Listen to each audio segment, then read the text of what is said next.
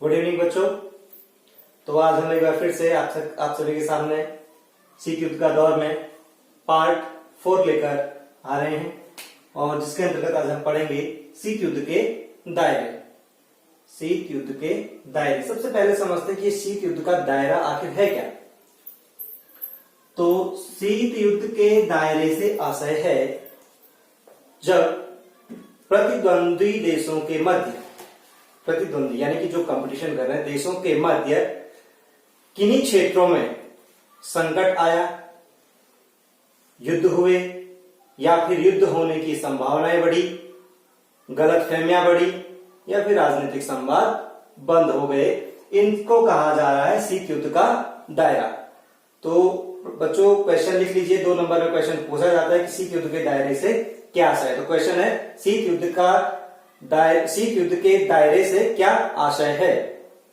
तो शीत युद्ध के दायरे से हमारा आशय है जब प्रतिद्वंदी देशों के मध्य किन्हीं क्षेत्रों में संकट के अवसर सामने आए, युद्ध हुए या युद्ध होने की संभावनाएं बनी, गलतफहमियां बढ़ी या फिर राजनीतिक संवाद बंद हो गए, इसे कहा गया शीत युद्ध का दायरा। शीत युद्ध के दायरा जब हम कहते हैं तो इसी को हम संकट के अर्थों में ले लेते हैं, यानी कि शीत युद्ध के दौरान कौन कौन से संकट सामने आए। शीत युद्ध के दायरे की जब बात होती है तो इसका मतलब क्या है, हम क्या किस चीज की बात कर रहे हैं, शीत युद्ध के दौरान कौन कौन से संकट सामने आए थे। तो बच्चों हम सबसे पहला देखते हैं कि जो सबसे बड़ा संकट था शीत युद्ध के समय वो कौन सा है। शीत युद्ध के समय जो सबसे बड़ा संकट सामने आया वो था क्यूबा का मिसाइल संकट। क्यूबा का मिसाइल संकट, क्यूबा का मिसाइल संकट, संकट ऊपर लिखा है इसी में काम चलाइए, क्यूबा का मिसाइल संकट। अब ध्यान से इसको समझिए क्या संकट था ये देखिए, ये यहां पर विश्व में अमेरिका है, इधर इसी के नजदीक यहां पर ये क्यूबा है, छोटा सा देश है क्यूबा, और इधर है बच्चों आपका ये सोवियत संघ। सोवियत संघ। मैं आपको इस समय क्यूबा का मिसाइल संकट समझा रहा हूं, क्यूबा का मिसाइल संकट समझा रहा हूं, ध्यान से समझिए। अप्रैल 1961 में, कब, अप्रैल 1961 में। अब इस संकट को ये 4 नंबर में पूछा जाता है, प्रश्न लिख लीजिए पहले, क्यूबा के मिसाइल संकट से क्या तात्पर्य है, अथवा क्या क्यूबा का मिसाइल संकट शीत युद्ध का चरम बिंदु था, स्पष्ट कीजिए। ठीक है, अब समझिए अप्रैल 1961 में सोवियत संघ क्या करता है, यहां क्यूबा में अपनी परमाणु मिसाइलें तैनात कर देता है। ध्यान से समझिए 1961-62 के मध्य क्या कर रहा है आपका, यहां पर सोवियत संघ क्यूबा में अपनी परमाणु मिसाइलें तैनात कर रहा है। कौन सी मिसाइलें, परमाणु मिसाइलें तैनात करता है। परमाणु मिसाइल क्या कर दी, तैनात कर दी, किसने, सोवियत संघ ने। कहां पर, क्यूबा में। सोवियत संघ का नेता कौन है इस समय, नाम बोल रहा हूं आप खुद लिख लीजिए, Nikita Khrushchev. Nikita Khrushchev, Nikita Khrushchev, ठीक है। अमेरिका के जो इस समय प्रमुख है वो है John F Kennedy, John F Kennedy. और जो क्यूबा में इस समय नेता है उनका नाम है फिदेल कास्त्रो, ठीक है, फिदेल कास्त्रो।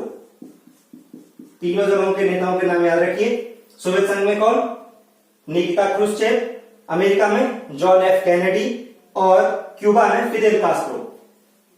तो इस सोवियत संघ को चिंता सताती है कि जो ये क्यूबा है ये एक साम्यवादी देश है। क्यूबा क्या है, साम्यवादी देश है, और सोवियत संघ को चिंता सता रही है कि क्यूबा अमेरिका के नजदीक है, क्यूबा पर अमेरिका कभी हमला ना कर दे, अमेरिका क्यूबा पर कभी हमला ना कर दे, हमला कर देगा तो हमारी जो पहुंच है वो कम हो जाएगी, ऐसा कौन सोच रहा है, सोवियत संघ।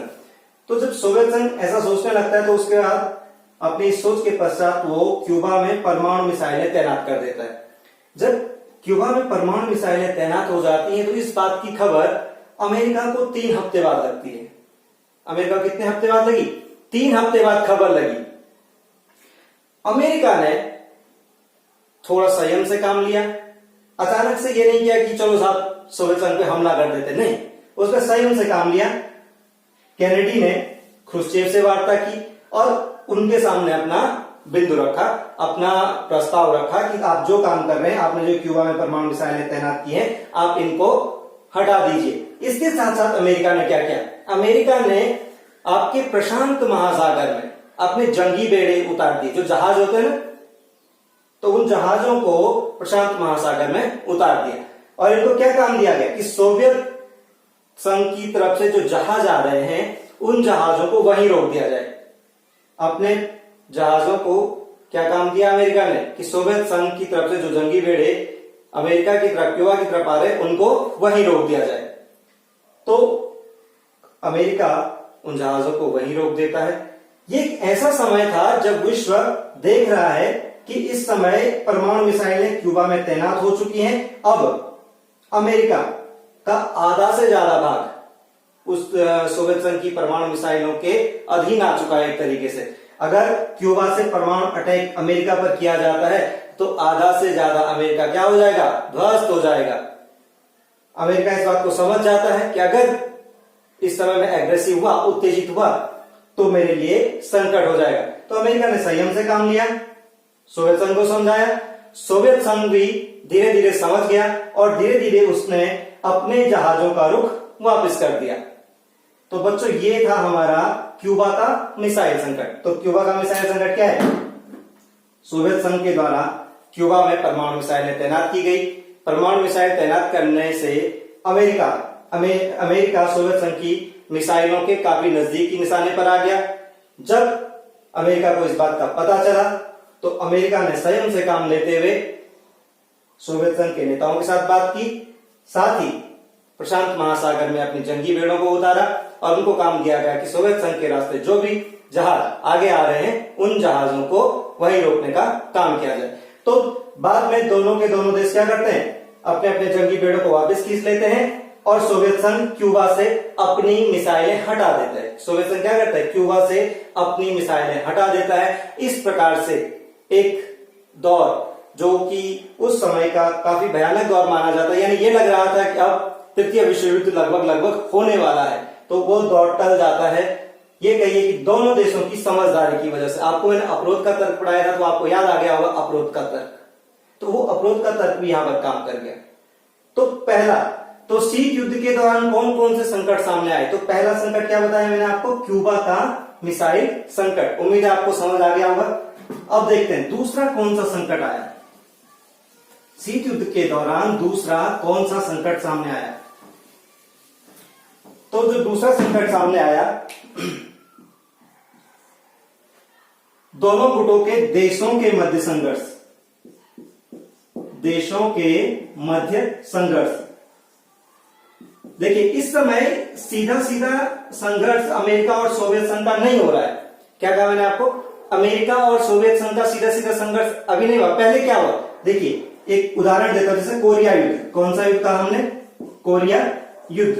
तो ये चला आपका 1950 से 1953 तक, ठीक है। अच्छा, आपको याद होगा मैंने पिछले लेक्चर में आपको बताया था कि सोवियत संघ ने उत्तरी कोरिया के साथ वहां पर अपने रिश्ते अच्छे किए। तो आपको पता चल गया होगा वहां पर एक तरफ सोवियत संघ आ गया और एक तरफ आपका अमेरिका आ गया, कोरिया युद्ध हो गया जैसे। फिर बर्लिन संकट। बर्लिन संकट, बर्लिन संकट कब है, ये 1958 से आपका 1962 के मध्य। और फिर आता है आपका कांगो का संकट, कांगो संकट। तो ये कांगो 1960 के दशक में, ठीक है, 1960 के दशक में।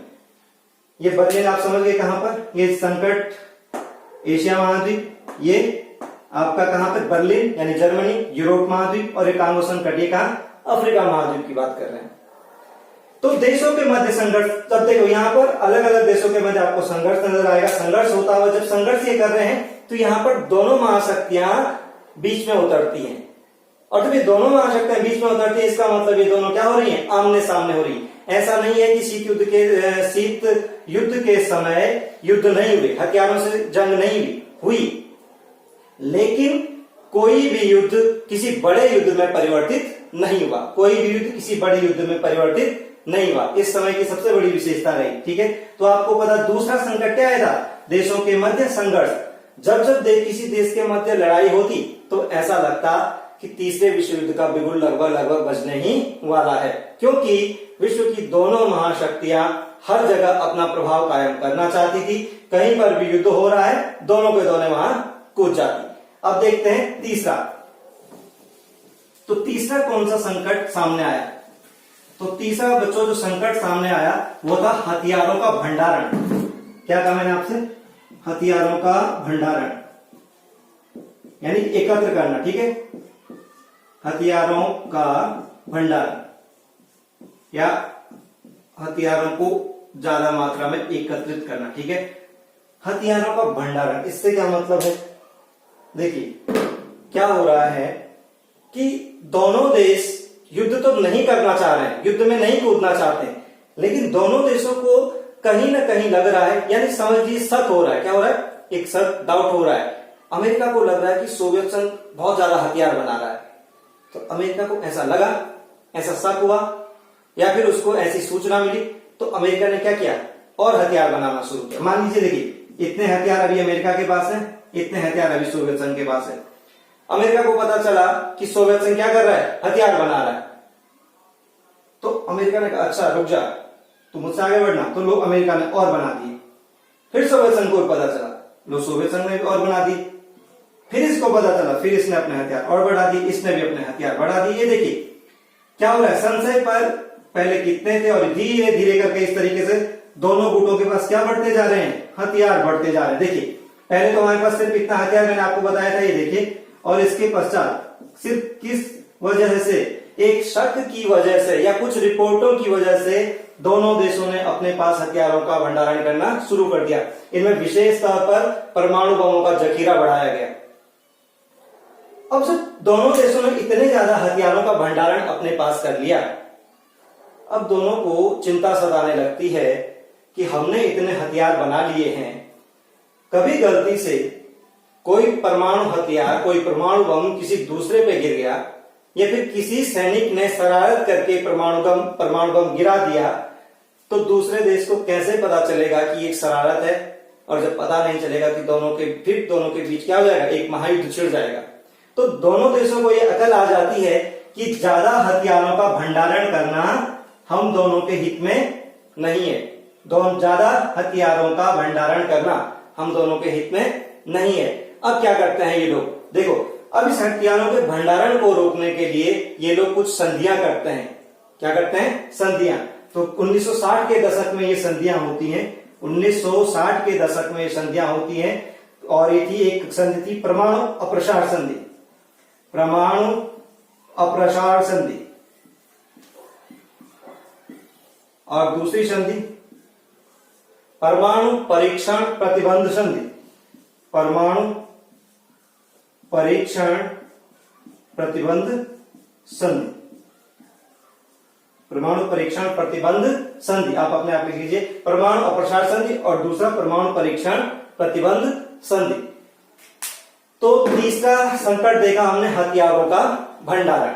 तो आपको समझ आ गया होगा हथियारों के भंडारण ने क्या किया? हथियारों के भंडारण ने दोनों देशों के मध्य एक शंका को उत्पन्न किया, एक वैमनस्यक भाव उत्पन्न किया, लेकिन अंततः जब हथियार बहुत ज्यादा दोनों देशों के पास हो जाते हैं तो उनको कहीं ना कहीं अकल आ जाती है कि इतने ज्यादा हथियार हमारे काम के नहीं, हमें कहीं ना कहीं इनको क्या करना है? कम करना है। तो इन कुछ संधियों के माध्यम से इन्होंने अपने देश के परमाणु हथियारों को कम करना शुरू किया। दोनों देशों ने संधि की आपस में, और इन हथियारों को कम करना ये लोग क्या कर देते हैं? शुरू कर देते हैं। तो आज हमने क्या पढ़ा? शीत युद्ध के दायरे, यानी कि शीत युद्ध के दौरान कौन कौन से संकट सामने आए। तो सबसे पहला संकट देखा था हमने क्यूबा का मिसाइल संकट, दूसरा देखा हमने देशों के मध्य हुए युद्ध, और तीसरा देखा हथियारों के भंडारण की होड़, इसको आप कह सकते हैं। हथियारों के भंडारण की होड़ आप इसको कह सकते हैं। तो हथियारों के भंडार की होड़ मची, लेकिन बाद में इनने इन हथियारों को कम करने की कोशिश की। तो शीत युद्ध के दौरान हमने जो पढ़ा वो थे 3 संकट। तो उम्मीद कर रहा हूं आपको ये सब याद हो चुके होंगे। आप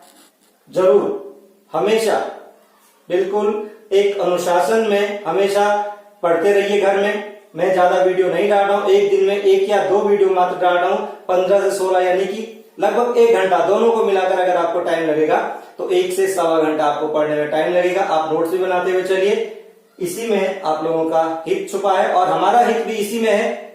हमारा हित, आपका हित, दोनों का हित एक दूसरे का पूरक है। ठीक है, तो आज के लेक्चर को यहीं पर समाप्त करते हैं। बहुत बहुत धन्यवाद।